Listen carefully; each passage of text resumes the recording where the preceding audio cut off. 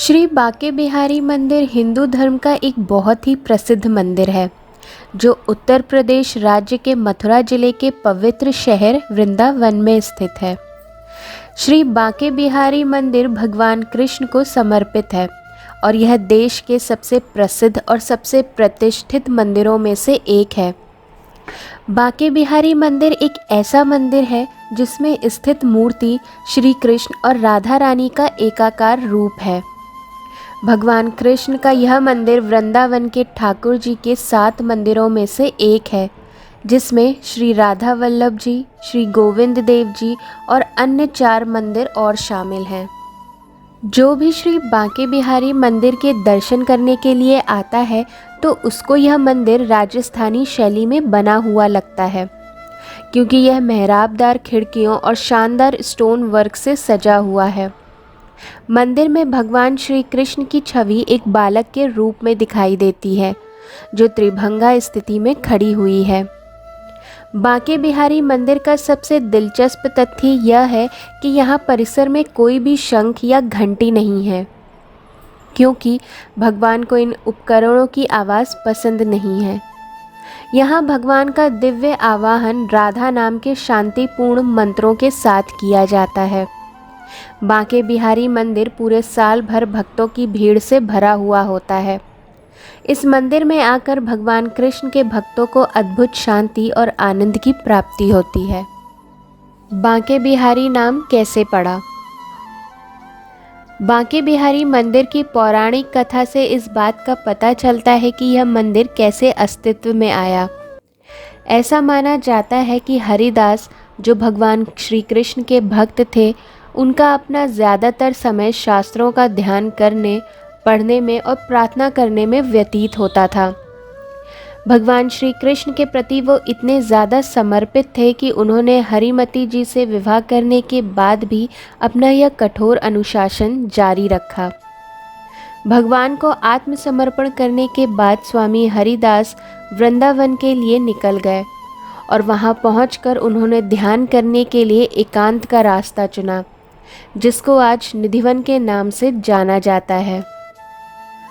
एक दिन जब स्वामी जी ने अपने शिष्यों को निधिवन में प्रवेश करने की अनुमति दी तो उन्होंने कुछ अद्भुत देखा।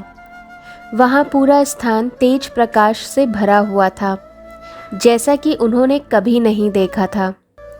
वहाँ पर और कोई नहीं बल्कि खुद भगवान कृष्ण हैं, जो राधा जी के साथ भक्तों के सामने प्रकट हुए थे।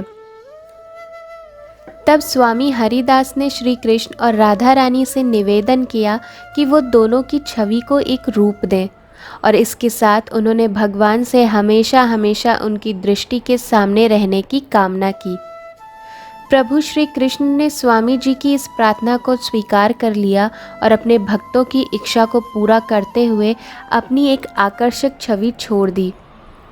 यह काली छवि मूर्ति का आकार लेकर वहाँ प्रकट हो गई और फिर हरिदास जी ने इनका नाम बांके बिहारी रखा।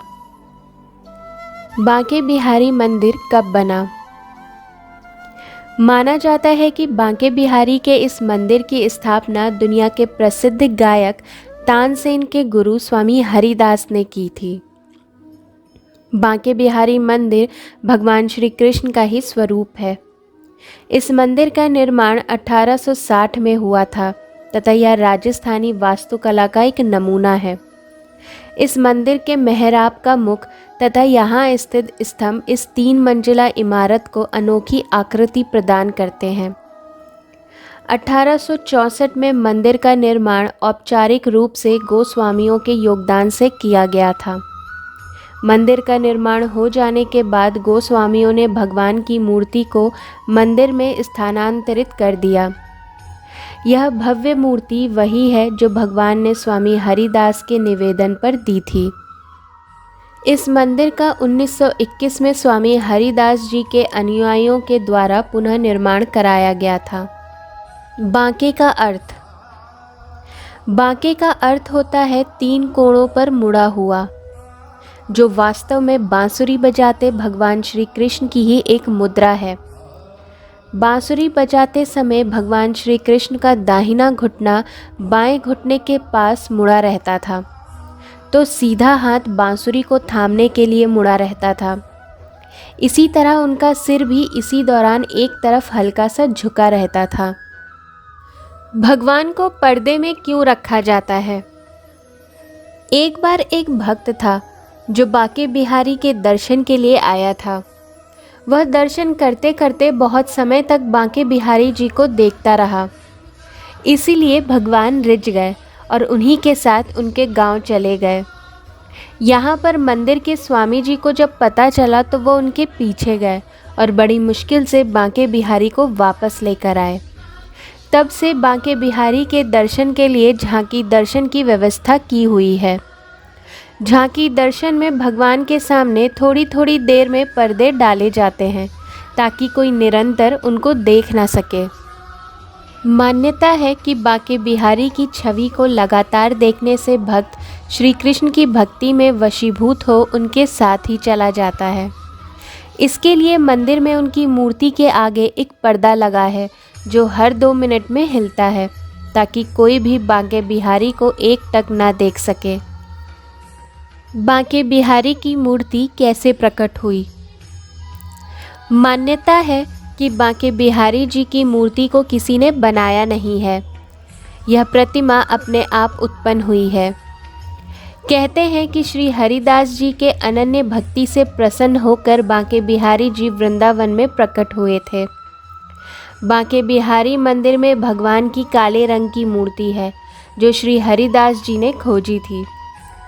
मान्यता है कि इस मूर्ति में राधा और कृष्ण दोनों की ही छवि है।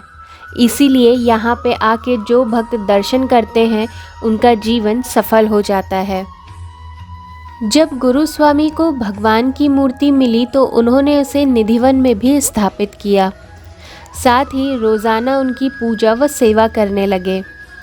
उसके बाद जब बांके बिहारी मंदिर का निर्माण कार्य समाप्त हुआ तब उन्होंने लोगों द्वारा दर्शन करने के लिए बांके बिहारी की उस मूर्ति को बांके बिहारी मंदिर में स्थापित कर दिया। बांके बिहारी की यह अलौकिक मूर्ति राधा कृष्ण का विग्रह यानी सम्मिलित रूप में बनी हुई है। इसी वजह से बांके बिहारी जी की इस मूर्ति के श्रृंगार में आधी मूर्ति पर महिला और आधी मूर्ति पर पुरुष का श्रृंगार होता है। वैशाख माह की तृतीया तिथि पर जिसे अक्षय तृतीया कहा जाता है, उस दिन पूरे 1 साल में सिर्फ इसी दिन बांके बिहारी के चरणों के दर्शन होते हैं। इन मंदिर में भारी भीड़ जुटती है। इस दिन भगवान के चरणों के दर्शन बहुत शुभ फलदायी होता है। तो फ्रेंड्स, कैसा लगा आपको आज का मेरा ये वीडियो? मुझे कमेंट करके ज़रूर बताइएगा। और अगर आपको ये वीडियो पसंद आया हो तो प्लीज़ मेरे चैनल को सब्सक्राइब, लाइक और शेयर करना ना भूलें। अपने नेक्स्ट वीडियो में मैं फिर से एक इंटरेस्टिंग टॉपिक को डिस्कस करूँगी। तब तक के लिए ख्याल रखिए अपना और मेरे नेक्स्ट वीडियो का इंतज़ार करिए। Till then, do take care of yourself. Bye bye.